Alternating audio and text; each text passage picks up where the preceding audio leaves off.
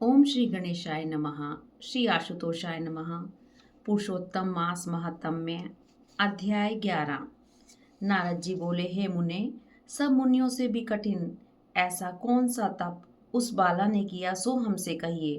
तब नारायण बोले, वह बाला सनातन शिव का अत्यंत उग्र तप करने लगी, जिनके सर्पों के आभूषण नंदी भृंगी से सेवित 24 तत्वों और तीनों गुणों से स्तुति किए गए महा आठों सिद्धियों और प्राकृतिक पुरुष वस्तु और जटा मुकुट से सुशोभित भाल में अद्रचंद्र ऐसे शिव को उद्देश्य करके वह भाला ग्रीष्म ऋतु के सूर्य में पंचाग्नि में स्थित हो दुष्कर तप करने लगी।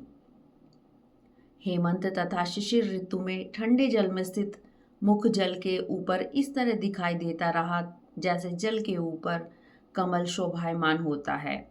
उसका ऐसा उग्र तप सुन इंद्र महाचिंता को प्राप्त हो गया।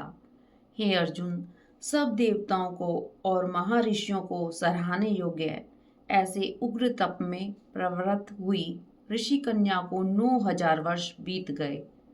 फिर पार्वती पति शंकर ने उसके तप से प्रसन्न होकर अपना अगोचर रूप दिखलाया। उस रूप को देखकर वह कन्या झटपट खड़ी हो गई, मानो उसकी देह में प्राण आ गए। तब से उसका शरीर जो दुर्बल हो गया था, मानो हष्ट पुष्ट हो गया।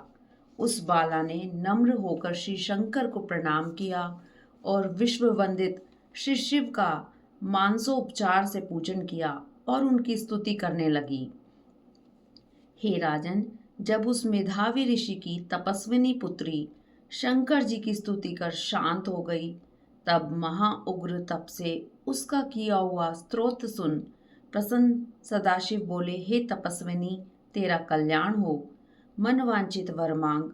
महा आनंद में मग्न बाला ऐसा सुन प्रसन्न हुए शिव जी से यह वचन बोली, हे दीनानाथ, यदि आप हम पर प्रसन्न हो तो हमें पति दीजिए।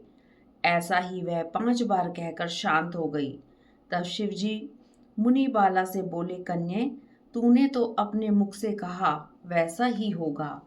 तूने 5 बार पति मांगा है, सो हे बाला, तेरे 5 पति होंगे। कृष्ण कहने लगे। शिव के ऐसे अनीति प्रिय वचन सुनकर वह बाला बोली, हे सदाशिव, एक स्त्री के एक ही पति हो सकता है। कहीं भी स्त्री 5 पति वाली न देखी न सुनी। एक पुरुष के 5 स्त्री तो हो सकती हैं, 5 पतियों वाली कैसे होंगी? आपको ऐसा कहना योग्य नहीं है। प्रभु, ऐसा वरदान देने में आपको ही लज्जा होगी। उस बाला के ऐसे वचन सुन श्री शिव जी बोले कि इस जन्म में नहीं, अगले जन्म में होंगे। वहां तू तपोबल से योनि से उत्पन्न नहीं होगी और वह भर्ता से उत्पन्न सुख को प्राप्त हो परम पद को प्राप्त होगी। दुर्वासा मेरा ही रूप है, तूने उसका तिरस्कार किया। यदि दुर्वासा कोपायमान हो जाए तो तीनों लोगों को जला देवें। तूने अत्यंत ब्रह्म तेज का तिरस्कार किया। तूने भगवान के प्रिय पुरुषोत्तम मास का व्रत नहीं किया, जिसे श्री कृष्ण ने सब ऐश्वर्य सौंप दिया है। हे बाले, मैं ब्रह्मादिक देवता और नारद आदि तपस्वी जिन भगवान की आज्ञा नहीं टाल सकते, तूने उसे नहीं पूजा और अनादर किया, इसलिए तेरे 5 पति होंगे। हे बाले, जो पुरुषोत्तम मास की निंदा करता है वह घोर नरक में जाता है। उसके विपरीत कभी भलाई नहीं होती। जो पुरुषोत्तम के भक्त हैं वह पुत्र पौत्र और धन से युक्त हैं, इस लोक तथा परलोक सिद्धि को प्राप्त होते हैं। हम सब देवता भी पुरुषोत्तम की सेवा करते हैं। इस तरह कह महादेव अंतर ध्यान हो गए।